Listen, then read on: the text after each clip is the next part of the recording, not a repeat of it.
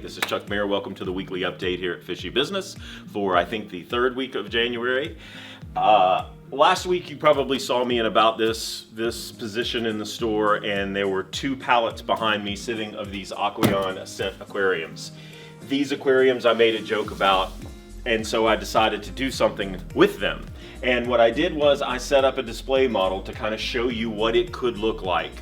What I did beyond that was actually included it in a video that we shot that will be coming out in the next day or two of how I did it. And that will make up tank tip number 2 of this year. We have the BioCube video that's out for any of you that want to know how to set up a BioCube. That is out. And now we have the Ascent video, which should be published sometime this week.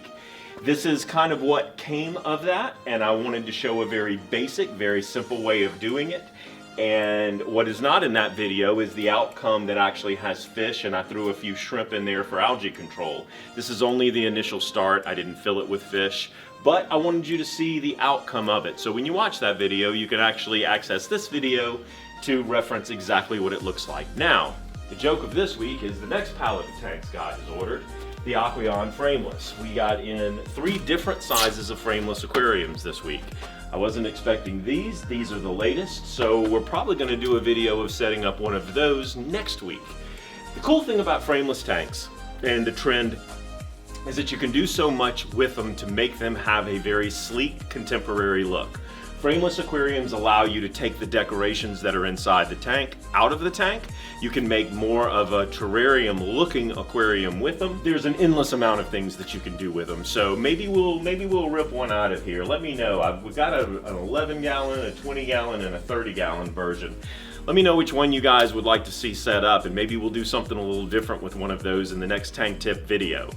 So let's go to the main store and see what came in this week. Okay, so in the meeting this morning, we always go over things that we hear over and over again that customers maybe miss, or that they don't know that they're supposed to be using, benefits, things like that. And one thing that constantly comes up every single other meeting, it seems like, is the lack of use of aquarium salt. Aquarium salt is incredibly important in freshwater aquariums. There is really no freshwater aquarium that it isn't applicable in some kind of way.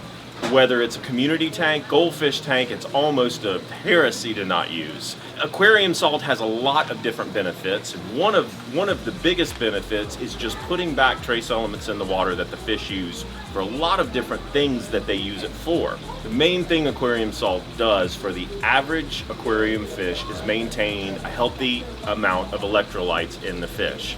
If the fish doesn't maintain this, diseases are a very good possibility, and the general health of the fish will typically go down. It is very, very important to use a trace of aquarium salt. This is not like in salt water where you actually have a salinity level that's measurable. You're only using this as a trace element to help the fish in its long-term care, assuming that the water quality is good, assuming that the diet is good. Aquarium salt is one of the most essential things to have in an average, regular freshwater aquarium. One of the other things that we talked about in the meeting this morning were amino acids, and the fact that very few people use these with salt water. Amino acids are very, very important in tissue production of corals, in the skeletal production, and in enzyme production with the corals. It actually gives the corals themselves an energy boost that they would not otherwise get. It's not something that's a very easy thing to measure, but if you dose on a regular scale, then your corals will be more apt to utilize the other things that you're putting in there for them, and the growth of your reef should be substantial. We sell 2 products that come right off the top of my head, Fuel by Seachem and Coral Nutrition by Red Sea. Both of these are fantastic to use as amino acids and additions to your reef tank. Okay, so picking up in the saltwater department, some of the cool things that came in.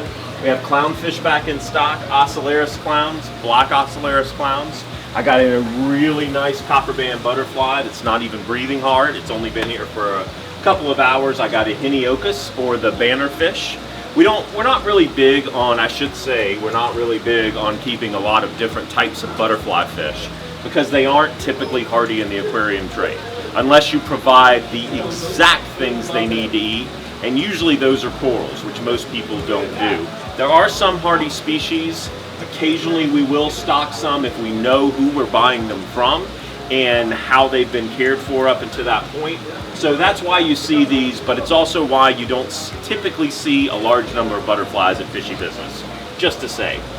We got in a really cool dragon wrasse, which is one of my favorite fish just because of how it moves. It's a very unique fish. A really, really beautiful blonde naso tang that came in. Very nice fish there. The sargassum trigger, one of my favorite triggers just because of its compatibility with other fish. Its relaxed nature and its color format. It's beautiful, beautiful, beautiful fish. Ornate leopard wrasses are in this week, as well as some really, really healthy red flame firefish.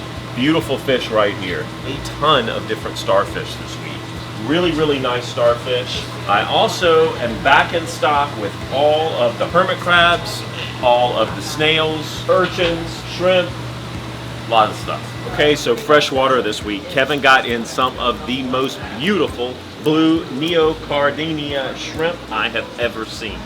I don't know how long these will last. These are a deep Prussian blue. All the neocardinia shrimp look great, but these blue ones that came in this week are really off the charts phenomenal.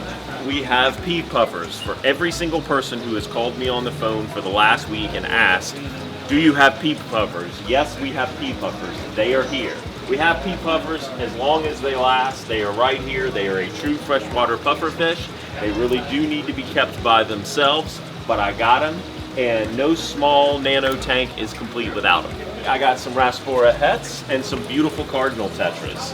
Finally, in a tank where we can easily catch them, a live planet aquarium. These guys look great. They don't get very big. A fantastic communal fish. We got in some beautiful glowfish tetras. Everybody's always asking about those for the glowfish tank. We got in a exceptionally beautiful silver arowana right here. We got in some Florida raised neon tetras. These are always a healthier variant of the more common neon tetra, which don't typically do super hot. But these are great, these are hardy, and they're in their own little planet aquarium. Really nice pearl leary grammies this week. And it looks like some beautiful Agazizi cory cats. Nice cory cats. Oh wow. Long fin tiger barbs. I haven't seen any this small with this much of an ornate fin pattern before. So really, really nice. We got in some larger male peacocks this week. I always bring these up when they come in because I know a lot of you shop us from maybe Charleston, Charlotte, Greenville, places like that. And so that you know the drive is worth it. Really, really nice. Look at these extra large venustus. Really, really nice large African cichlids this week. Fantastic color. Price is good. Yeah, super. So, and I want to bring up one more time while we have a few of them left. I got in some really nice tank raised koi angels, and I have 1, 2, 3, 4, 5. It looks like 6 platinum angels left. I took 6 of these to a customer this week, put it in his planet tank. They have such a wow factor. So if you like angelfish, if you're into having really, really pretty fish that stand out in your tank, we don't often have healthy platinum angelfish, and I got them this week. Okay, so here are Fishy Business's picks of the week. Michael isn't with us today to pick his favorite coral, so you're getting one of mine this week. This is the hammer coral. It is Euphyllia ancora. It is part of a very small species of Euphyllia that include the bubble coral, sausage coral, and other types of hammer corals. It is a very large clumping coral, or it grows in kind of rods in a branchy type way. Hammer coral comes in a lot of different colors and a lot of different styles. Typically the colors and styles meet with the price range that you get. Hammer corals are what I would call an intermediate coral, meaning simply that it's not a coral I would sell you first. It's not a beginner coral, but it is a great coral once your tank has established and started moving. Typically we keep them mid to low in most of the tanks depending on the lighting. They do have the ability to send out what's called a sweeper tentacle, which is a very long, extra long tentacle that actually sweeps the water for food. Hammer corals can take food readily, like regular mysis shrimp and other types of food. They also feed photosynthetically through the zooxanthellae, through the lights. They are a beautiful coral in the way that they dance with the motion of the water. I love them. So my pick of the week. Hi, I'm Kevin Walker. I'm the freshwater manager here at Fishy Business, and this is my pick of the week. We got some really nice looking fancy guppies in. Posilia reticulata. We got in a couple different color variants. We got in some champagne jam ones and also the Dumbos, as well as some green Moscows down here. They came in looking really good and really healthy, and the females have a lot of color to them this week. But actually that is my pick of the week this week. I'm really impressed with the guppies, oddly enough. Hey guys, I'm Gracie. I am doing our saltwater pick of the week, and I decided this week that I'm going to pick the Sohal tank, also known as the Acantharus Sohal, for those of you who want the scientific name. So they get about 16 inches in the wild and long, in the long run. It takes a few years to achieve that size, so don't worry, they're not going to outgrow your tank really fast. Great grazers, so if you have any type of algae growing on your rocks, they usually take care of that pretty well. They can go in either a more aggressive tank or more of like a community tank. They are going to kind of run the tank though. They're going to be like the boss of the tank. Probably the first one to try to get food and kind of run everybody around. But that's pretty much it. Other than that, they're beautiful. That's actually one of my favorite tanks. I plan to have one day when I get a really nice size tank. But yeah. But that's pretty much it. That's my top picks. Okay, so I know that was a quick run through of things this week. Sorry if the video is a little short. We've got a lot going on. We've got the Southeastern Aquatic Expo this week, which I think is in Simpsonville or in and around Greenville, I believe. I haven't even found out yet, and we're doing a major show. It's a 2-day show, Saturday and Sunday this week. We've got a lot going on here in the store as new stands and canopies are coming in constantly.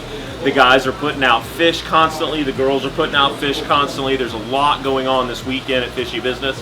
Everybody's working to try to help with everything that's going on. There's a lot of new aquariums in. There's a lot going on.